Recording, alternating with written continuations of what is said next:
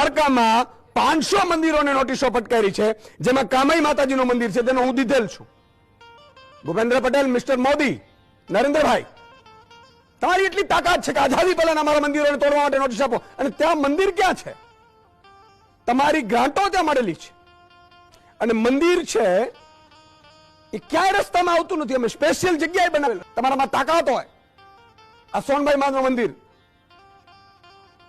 મોટી મોટી વાતો કરતા હતા તમે, માં સોનલમાન, માં સોનલમાન.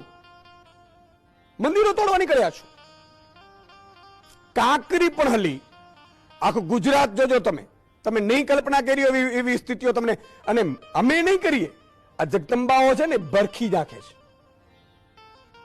માં નાગબાઈએ જયારે રા માંડલિક જયારે આવ્યો ને, ત્યારે રાએ મોઢું ફેરવ્યું ને, ત્યારે કીધું તું કે રા નથી ફરતો, રાનો દી ફરે છે. આ ભાજપ નહીં, ભાજપનો દી ફરે છે. ધ્યાન રાખજો તમે. મંદિર ઉપર એક ઉપર